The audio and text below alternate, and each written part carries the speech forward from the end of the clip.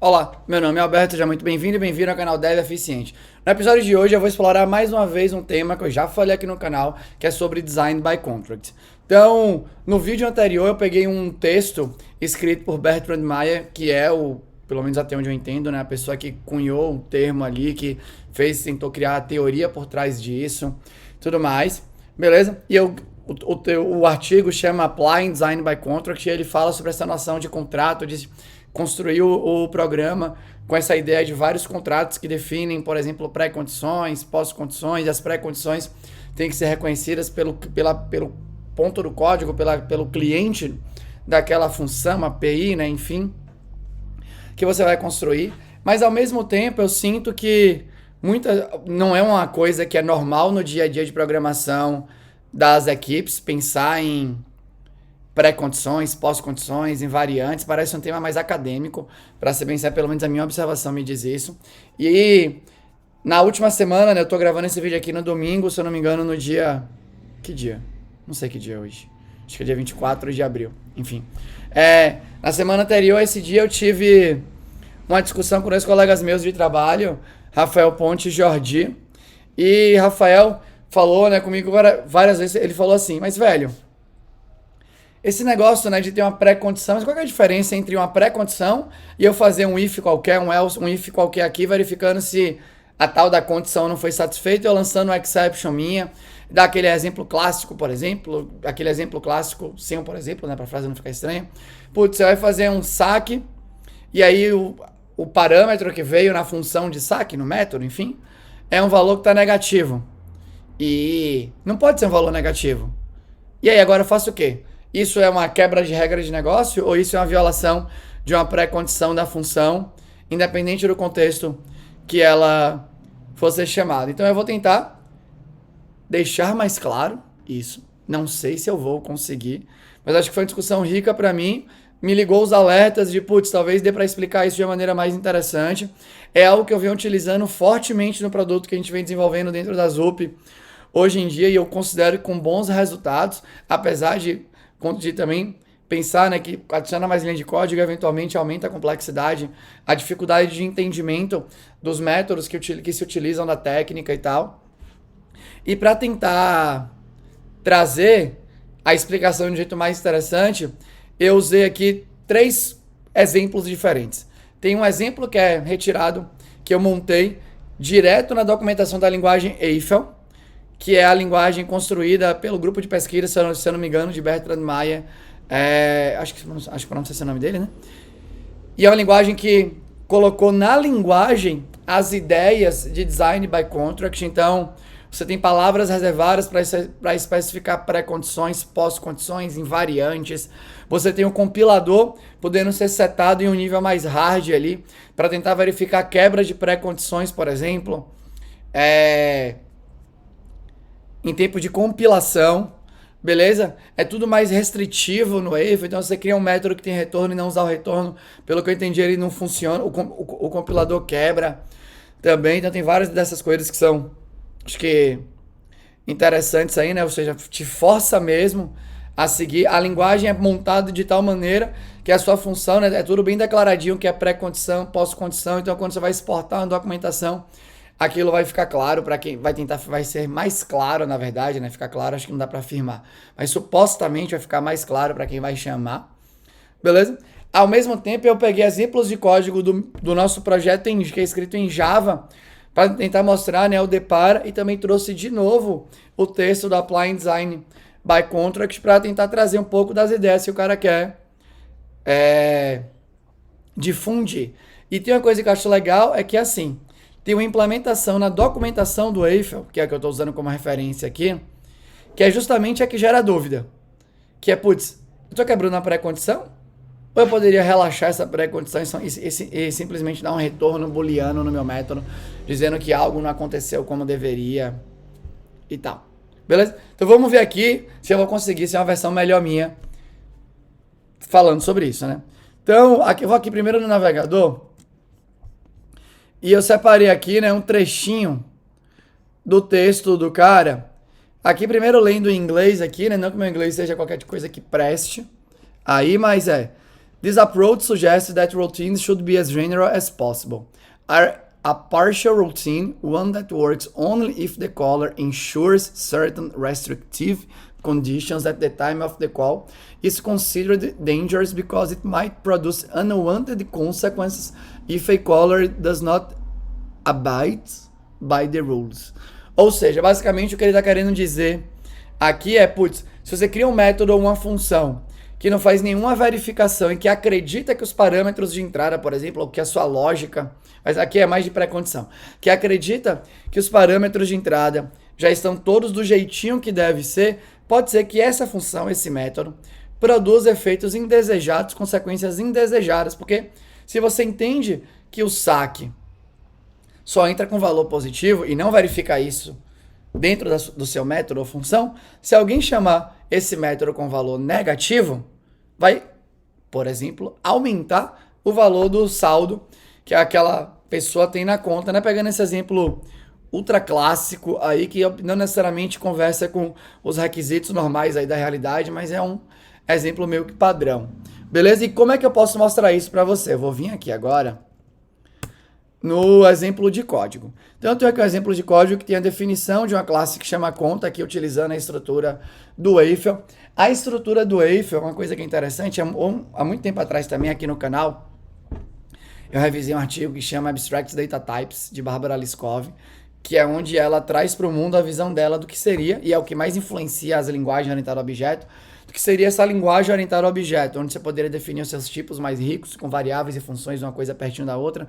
Ela chamava de cluster. E se você olha aqui o jeito que o Eiffel, sei lá, né? É a construção da linguagem, as palavras reservadas, é muito para isso. Então você tem aqui uma classe que eu chamei de account, aqui pelo menos, pelo que eu entendi na estrutura da linguagem, sugere que a classe tem sempre letras maiúsculas. Beleza? É o que eu entendi, não sei se é assim, beleza? E aí você pode definir, né, uma função, que é a função que vai ser chamada de criação dos objetos daquela classe. Então aqui ele só copiei a documentação, né? Sugere criar uma função que chama make, e essa função é uma feature da sua classe que não pode ser chamada do lado de fora da sua classe, né? Tá fazendo um deparo aí, é o que a gente tem, é o que a gente tem aí de visibilidade nas linguagens como Java, C# e tal. E aqui você pode receber os seus parâmetros, beleza? Daqui a pouco eu explico esse require aqui. E aqui você tem um corpo da sua função de fato. E eu falo aqui, né, que o balance, que é declarado como feature aqui da classe, que é um atributo do tipo integer, podia ser double, enfim, sei lá. Tem esse valor inicial. Basicamente é isso. E aqui dentro eu tenho essas funções declaradas, né, para essa classe aqui. E por sinal, né, que eu tô chamando de função, porque no artigo dela ela chama de função, mas você pode chamar de método. Não acho que faz alguma diferença aqui, beleza? Então, vou chamar de método, como a galera mais meio que chama no Java e no C#. Você tem aqui o método, que é o depósito, que recebe um valor, e ele vai somar esse valor, né, no saldo. Você tem um withdraw, que vai subtrair esse valor do saldo, e você tem um may withdraw, que vai verificar se você pode, de fato, fazer um saque com aquele determinado valor, né? Então, basicamente, o seu saldo tem que ser maior do que o valor que você quer, mais o valor mínimo que tem que ficar. Então, você tem que ficar no mínimo 1.000 aqui. E eu inicio, por exemplo, com 2.000, quer dizer, aqui, né, que eu só posso fazer saques que me deixem ali, né, com 1.000 ou mais. Aqui, então, eu posso fazer, por exemplo, um saque de 500, um saque de 400, um saque de 1.000. Aí não posso fazer um saque, por exemplo, de 1.500, porque senão vai me deixar com 500 de saldo, que é menor do que o mínimo balance estabelecido aqui como valor default. Beleza?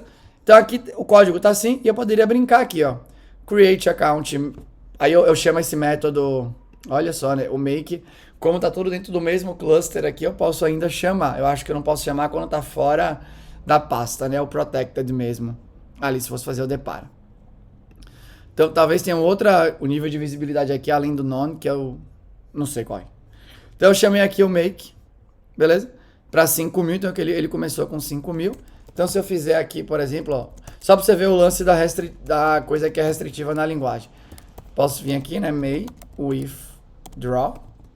E sei lá, quero ver se eu posso sacar 4.000. Vou pedir para compilar. Aqui, ó. Ó, ele reclamou.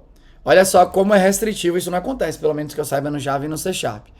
May withdraw, ele faz muito essa separação do que é um procedimento e do que é uma função. Procedimento não tem retorno, função tem retorno. Eu lembro que eu lembro disso quando eu estava aprendendo Pascal na faculdade. Então tem aqui account may withdraw e ele fala que expressed e used as instruction. Ou seja, né, se eu chegar aqui, por exemplo, e chamasse o withdraw e fosse compilar, ele compila. Por quê? Porque o withdraw aqui, ó, não tem nenhum retorno. Mas como o withdraw tem retorno, eu preciso usar esse retorno. O que não necessariamente é ruim. Acho que, de novo, né? É o design da linguagem. O approach da linguagem é como que ela quer interagir com o mundo. Criou uma função que tem retorno, quem vai chamar usa o retorno. Acabou, dane-se. Então eu vou dar um compile aqui. Acho que agora deve compilar. E aqui, por exemplo, eu posso dar um run nesse editorzinho online que você consegue acessar pelo próprio... Ele foi aqui, ó, true. Eu vou tirar esse daqui, né?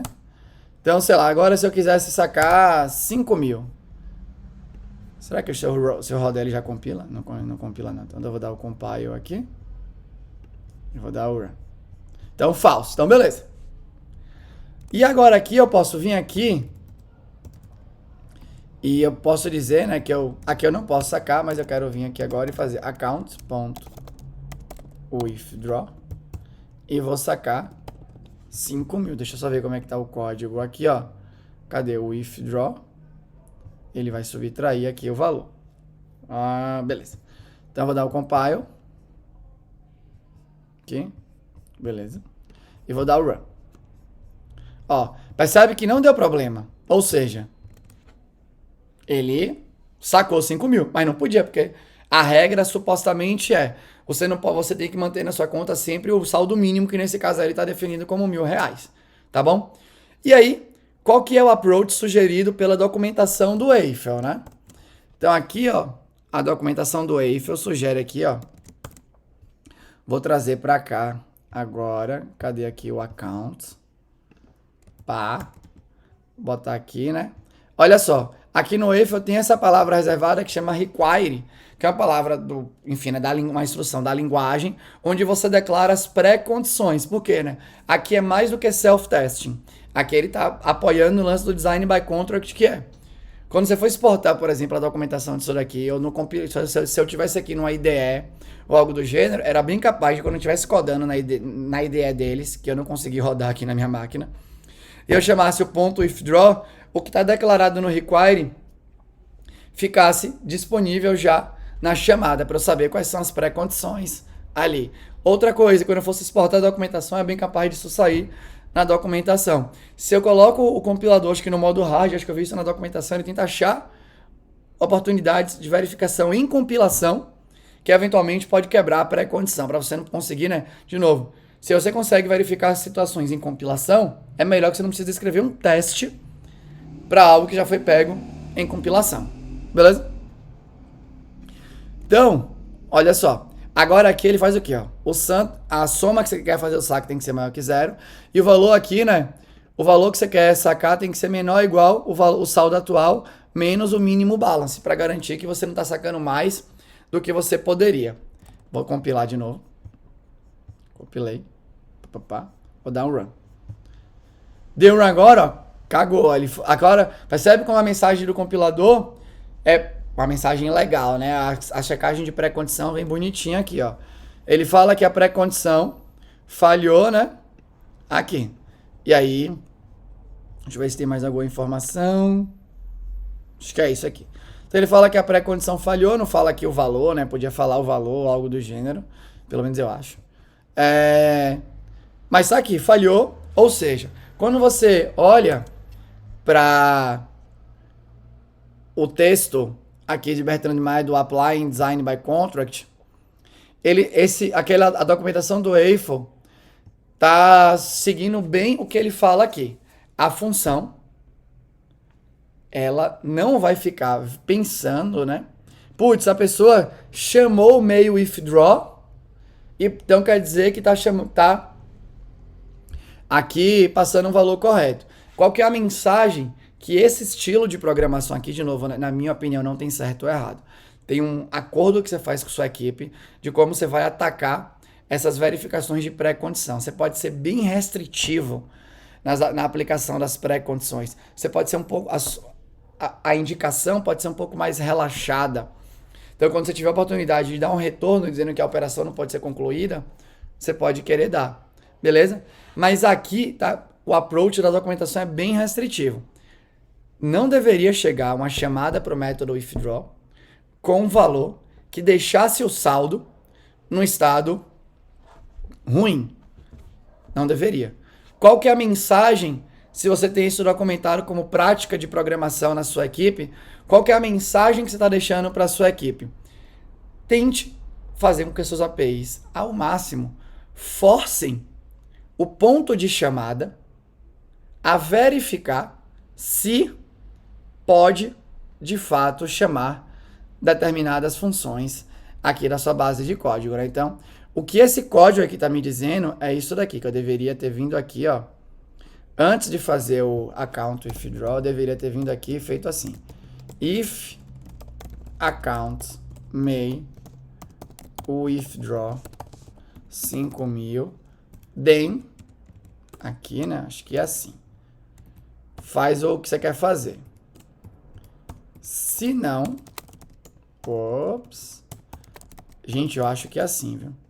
Se não, eu quero vir aqui. E eu vou printar aqui, por exemplo. Ops. Aqui, né? Eu vou printar, deixa eu ver se isso aqui vai compilar. É duro quando você tá programando aqui nas primeiras vezes, né? Isso aqui é meio assim. Eu vou dar o run. E aí, ó.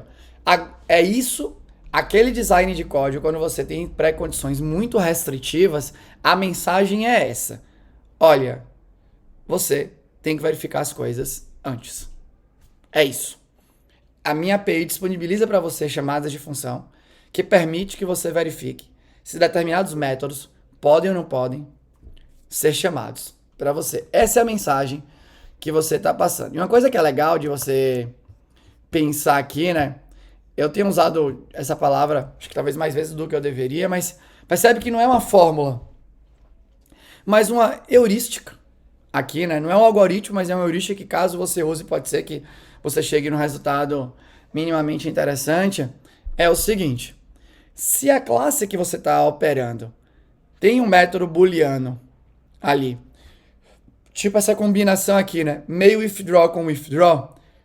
Então quer dizer que a mensagem é um pouco essa. Olha, eu tenho um método que verifica se você pode ou não. Então chame ele antes de você fazer o valor. Percebe que dá para você, óbvio, né?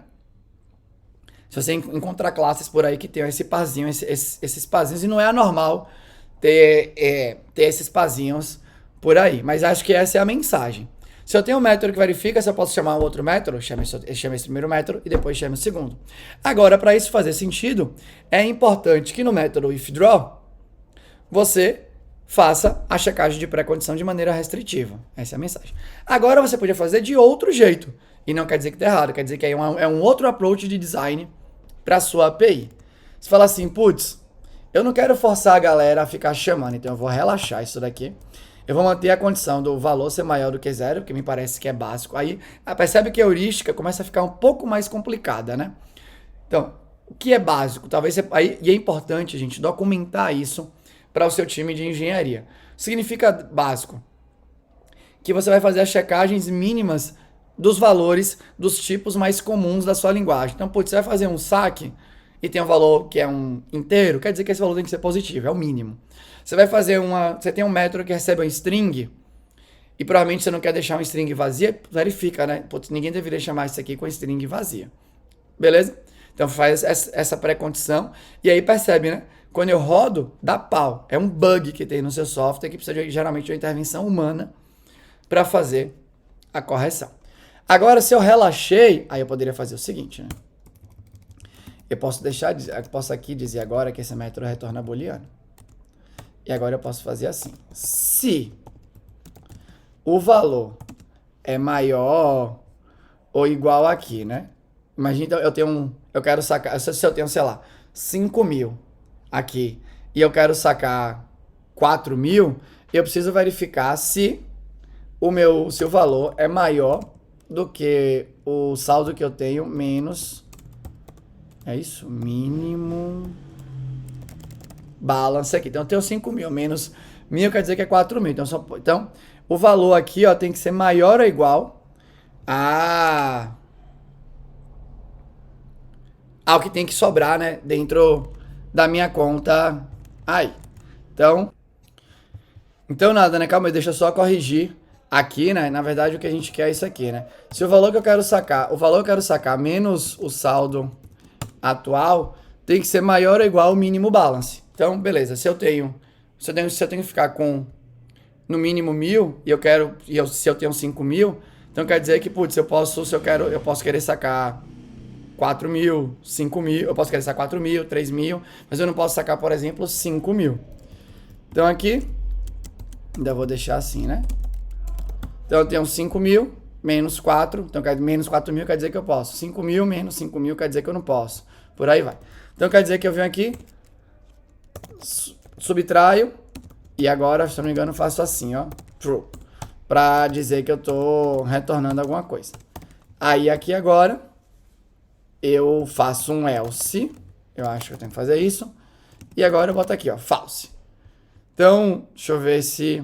E agora aqui começava, como o meu withdraw virou uma função, o if me obriga, que eu vou tirar agora esses troços aqui, e ele me obriga agora a usar o retorno, né? Então eu vou usar o retorno aqui, deixa eu compilar para ver se está tudo certo.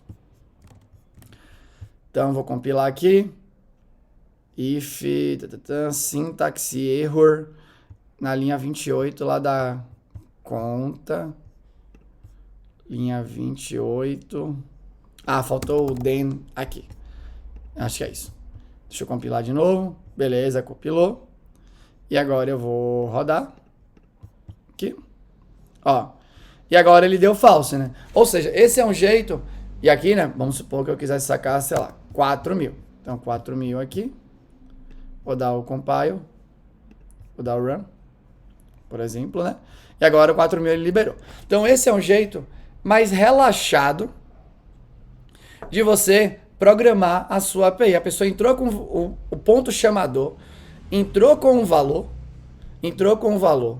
que não permite, né, que pode, eventualmente, se for 5.000, não vai rolar aquele saque, e o seu método aqui, ele abraçou isso. Putz, pode ser que a pessoa tenha que sacar um valor que não role, então eu vou dar um retorno para ela. É errado? Não, é um jeito mais relaxado de você fazer a sua API. O que acontece quando você faz desse jeito, na minha opinião? Você, né, tá pedindo para quem tá chamando ter essa carga a mais agora de, putz, eu tenho que verificar, porque pode ser que eu tenha feito o saque e o saque não rolou. Então eu tenho que verificar esse retorno. E aí o Eiffel te obriga a isso, né? Em linguagem como Java ou C Sharp, você pode não chamar um retorno, ou não utilizar um retorno e o código vai compilar. Aqui não vai compilar. Então o compilador tenta facilitar um pouquinho a sua vida em relação a isso. Mas você joga essa carga para lá. Quando você bota isso na pré-condição, você está jogando qual carga ali? E de novo, qual que é a ideia? O Eiffel abraça a ideia do design. Qual que é a ideia do design by contract? Tentar. Ele fala no texto e na documentação, né? Eu quero te ajudar a achar os seus bugs antes deles acontecerem. Eu falo muito isso. Todo software tem duas coisas garantidas. Na verdade tem uma coisa garantida e um desejo, né? Tem um fato e um desejo. Qual que é o fato? Tem bug. Qual que é o desejo? Que seja útil. Então, ele está tentando fazer com que você revele esses fatos, que são os bugs, o mais cedo possível aí. Ele faz checagem de chamada nula e coisas do gênero. Beleza? Só que a nível de compilação ali, muito restritivo. Hoje em dia tem linguagens que fazem isso. Eu acho que não da mesma maneira que o Eiffel, mas como Swift, Kotlin e outras. Beleza? Então, acho que aqui eu tentei dar esse overview que é assim, putz, é sobre como você faz o approach dos métodos, das suas classes, das suas funções, enfim. Você quer obrigar quem está na outra ponta chamando a fazer as verificações necessárias, use pré-condições mais restritivas. Se não fez, é erro, é bug. Corrija o bug e verifique antes. Ou você pode abraçar. Você dá o retorno. E aí, só que aí pode ser que a API lá, né, não verifique o retorno, se for numa linguagem como Java, C Sharp ou algo do gênero. Aí você vai ter que tratar isso daí. Como que isso se... Então aqui, né, no caso do If é mais fácil porque tudo é meio... Já está previsto na linguagem, né? Então só para dar outros exemplos aqui na documentação, olha aqui, ó. Aqui é o que ele fala que é a pós-condição, né? Então, eu fiz um saque, eu subtraí. E qual que é a pós-condição? Olha só, tem uma palavra reservada que chama old, que de alguma forma guarda uma referência para o valor que estava na variável de instância, no atributo, no início da execução da função. E aí você quer, né, garantir que o valor atual ele é igual ao valor antigo, né, menos o valor que foi pedido para fazer o saque, aí, o que é obviamente interessante, né? Acho que é uma coisa legal aqui, né? Aqui o igualzinho faz a comparação e o 2 pontos igual faz a atribuição. E para fechar, você tem também aqui a seção da sua classe que ele chama de invariantes. Ou seja, invariante é aquela situação que sempre tem que ser verdade em qualquer método da sua classe. Então, independente da chamada de método aqui da classe conta, o saldo tem que ser maior ou igual ao valor mínimo. E por que isso é legal? Porque na linguagem como Java, ou C Sharp eu não vou falar porque eu não manjo tanto, mas na linguagem como Java, ou o próprio Kotlin, ou JavaScript, TypeScript, Python, Ruby, as que eu já mexi. Python nunca mexi assim, né? Mas Ruby eu já mexi. Se você quiser aplicar esse tipo de coisa no seu código, você tem que ficar chamando invariante no início de todos os métodos. Porque, obviamente, a linguagem não adotou isso como um princípio de design, diferente do If. Beleza? Como que esse tipo de situação aparece no meu código Java, por exemplo? Já vou aqui, ó, no meu código Java. No meu código Java, isso vai aparecer da seguinte maneira. Eu tenho aqui uma classe que chama nota, e a nota tem um valor. Eu defini, aqui, eu deixei explícito aqui no código uma constraint da coluna da tabela do banco de dados, né? Que tem aqui, você tem aqui a precision e a scale. Então, botei aqui o valor, eu sempre confundo o que é o número antes da casa decimal e da casa decimal aqui, né? Mas eu acho que aqui é o número máximo de dígitos, se eu não me engano, e aqui o número máximo de casas decimais, acho que é isso. Só que aí o que acontece? Eu tô aqui com a nota no construtor da nota. No construtor da nota, eu recebo esse valor, que eu inclusive poderia colocar aqui, né, algo assim, min. Na verdade não tem um valor mínimo aqui, né? Eu não sei se tem alguma anotação de scale ou algo decimal, se eu não me engano. Decimal min, não, acho que não tem. Mas imagina que tivesse aqui algum tipo de anotação no Java e tal, que eu pudesse colocar. Talvez tenha, o que não saiba, beleza? Só que isso daqui, né, quando eu compilo, qualquer tipo de metadado que eu coloque aqui de annotation, pelo menos usando Java, não vale nada na hora da compilação, infelizmente, né? Pelo menos no padrão da linguagem. Aí eu venho aqui, ó, e uso a API do próprio Spring, ou eu poderia, se eu não me engano, usar o... Deixa eu ver se eu poderia fazer assim no Java, né, também. Eu acho que eu poderia. E assim? Ó, tem também a palavra assert, né? Na linguagem Java eu acho que eu até poderia usar o... assim. Se eu não me engano. Pra botar uma mensagem aqui. Não é assim? É assim, será? Assim? Talvez seja assim. Então tem essa palavra assert, que obviamente vem das asserções e tal, né? E você pode executar asserções em qualquer ponto do seu código. Ali no Eiffel, ele separa pré, pós, né, e as invariantes. Eu não sei se tem algum tipo de facilidade para você checar estados no meio da computação que você está fazendo, beleza? Mas aqui, como o Spring tem essa classe que chama Cert, que tem um monte de métodozinho já de boinha para você utilizar em algumas situações. Então, o que foi que eu fiz aqui como verificação de pré-condição? O valor tem que ter, aqui, o máximo de dígitos da nota, contando a casa decimal, é de 5. E o máximo de casas decimais para a nota é de 2. Eu chequei aqui a pré-condição. Por quê? Porque eu não quero que esse meu construtor fique imaginando que alguém do lado de fora disso fez as checagens necessárias. E se você perceber, é a mesma coisa que você faz quando você define constraints numa coluna de banco de dados. Se eu botei lá na constraint que a precision é de 5 e o scale é de 2, o banco de dados vai falar o quê? Vai dar um erro para você. Ele vai soltar em forma de exception, né?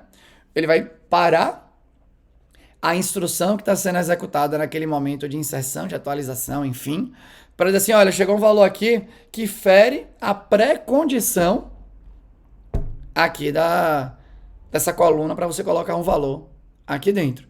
Então, aqui eu estou sendo, nesse produto, eu estou seguindo bem à risca, a equipe segue bem à risca os princípios de Design by Contract. Beleza? De novo, não quer dizer que é certo, não quer dizer que é errado. É só como o quão restritivo o seu código quer ser em relação aos parâmetros que entram, por exemplo, nos seus métodos e tal. Você pode simplesmente assumir que sempre está certo. Tá tudo bem. Você pode fazer isso. Eu acho que gera mais risco. Ele fala no artigo sobre confiabilidade. Eu acho que quando você pensa em pré-condição o tempo inteiro e é muito restritivo, você aumenta a confiabilidade do seu software, ou seja, ele não vai funcionar de maneira que gere consequências não desejadas aí para você. Se você vem aqui, né, se você cria uma exception sua, por exemplo, para esses valores de precisão incorreta, né, scale incorreto, coisa do gênero, que foi uma pergunta que o próprio Rafael fez na conversa, o que acontece? Quando você cria uma exception que é sua, eu acho que, aí de novo, aqui é interpretação, beleza? Você está de novo falando sobre expectativas. Putz, caso aconteça isso, eu vou soltar essa exception. Ou seja, você tem a expectativa que aquilo aconteça. Se você tem a expectativa que aquilo aconteça, a minha sugestão, em geral, no construtor você não consegue fazer isso, né? Aí você dá um retorno que fale, olha, você tinha essa expectativa e não rolou. Ali, beleza. Você acha que isso pode acontecer ou não pode acontecer? Você retorna. Que nem eu dei o exemplo ali do saldo, né? Pode ser que a pessoa de fato passe um valor incorreto, então eu vou retornar para ela dizendo. Agora, o outro approach não pode chegar nesse método este valor incorreto. Então quer dizer que tem um problema no seu software, tem um bug no seu software, que o seu código foi capaz de revelar o bug antes, por exemplo, de bater na coluna no seu banco de dados, que geralmente é a última layer aí, né, quando você vai guardar o dado para a maioria dos sistemas, e você colocou uma mensagenzinha aqui em português, explicando, tentando facilitar o processo de troubleshooting, caso, por algum motivo, isso aconteça. Qualquer outra mensagem que esse código aqui tá passando, né, para quem tá utilizando esse produto, que assim, o que vai acontecer lá no futuro? Pessoas vão sair do projeto e outras vão chegar, e talvez alguém queira instanciar uma nota. O que vai acontecer quando instanciar com o valor que vai ferir isso daqui? Putz, é uma pré-condição, então quer dizer que eu não vou relaxar aqui, eu tenho que verificar antes de criar a nota, que o valor que eu estou passando para ela de nota, de fato, obedece. Qual que seria, se isso aqui fosse programado em Eiffel, qual que seria a coisa legal aqui? Teria no require, aquilo ali, quando desse pau de compilação, é deixar claro que a pré-condição não foi atendida, por aí vai, beleza? Uma outra verificação, né? Aqui, no meio da computação, né? Se você vai no método add da interface set, né? Que é a interface base para as implementações de set na linguagem Java, pode ver, né? Que como é uma biblioteca usada pelo mundo inteiro, ele relaxou na pré-condição. Então o set, qual que é a definição do set? Tá no contrato aqui da interface. Nenhuma implementação de set deve suportar elementos iguais.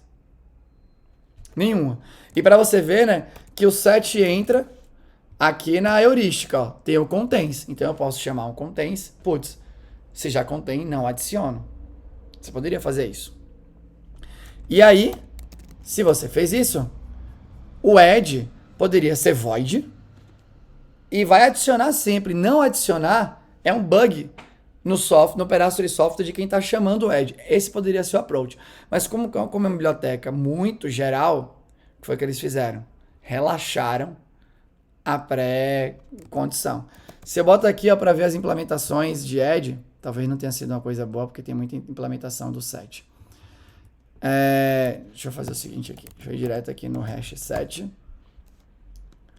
Aí eu vou aqui no add. E aqui ele usa um mapa por debaixo do pano. Beleza? Mas ele faz o que aqui, né? Ele coloca aqui no mapa o valor. E o retorno dele é, putz, consegui colocar? Beleza. Não consegui colocar? Dá zica. Ele fala, né, que retorna false aqui. Então, aqui, ó. If the set already contains the element, the call leaves the set untangent and returns false. Beleza, tá aqui explicado e tudo mais. Então, é approach. Ele não quis dar exception. Por mais que tenha o método contains, que na heurística aqui, que eu até comentei com vocês, pode ser ter o contains. A suposição é que a pessoa chamou o contains, ela não deveria chamar o add para algo que já tá lá. Só que o que acontece, ó? Percebe que eu faço o quê? Eu vou checando durante a computação que todos os meus adds retornam true. Porque se você não verifica, pode ser que um add retorne false. E não vai dar pau. O seu código simplesmente vai funcionar errado. Vai ali, né? E aí o que acontece? Lá vai você adicionar mais testes automatizados para verificar isso daqui. E quando você bota a pré-condição, em geral, você escreve os testes que você quer do loop ali que tem que adicionar. E se por algum motivo, óbvio, quer dizer que você não pode escrever testes para as pré-condições ou para as verificações ali, né, de estado no meio da computação, pós-condição ou algo do gênero. Não, você pode. Em geral, a literatura e acho que a lógica, se você tem um bom sistema de teste, quanto mais testes você adiciona no seu código, supostamente aumenta a confiabilidade, né? E quando você combina, putz, uma bateria de testes interessantes com práticas inspiradas no Design by Contract, como verificações de pré-condição, pós-condição, como checagem de estado no meio da computação em variantes e tal, você está aumentando a confiabilidade ali do seu software. Qual que é o custo? Principalmente para checagem de pré, pós e por aí vai. Não é tão comum. Se não é comum, vai gerar, provavelmente, mais dificuldade de entendimento para a pessoa na hora que ela estiver programando ali. Beleza? Mas para mim é um trade-off ok. Dada a confiabilidade do software, né? No lance de, putz, se por algum motivo deu uma zica, eu vou revelar esse bug o mais cedo possível, com uma mensagem mais amigável, que provavelmente vai facilitar na hora de fazer o troubleshooting. Já aconteceu, inclusive, aqui, nesse projeto, mais de uma vez, pra ser bem sincero. Beleza? O vídeo ficou super longo, não era minha intenção, mas é isso que eu tinha pra falar pra você hoje. Não sei se eu consegui ajudar ou não, espero que sim. Mas é isso, se você gostou, deixa um comentário aqui. Se você não gostou, ou tem um comentário construtivo, deixa aqui também, eu vou ter o maior prazer em responder pra você. Beleza? Era isso.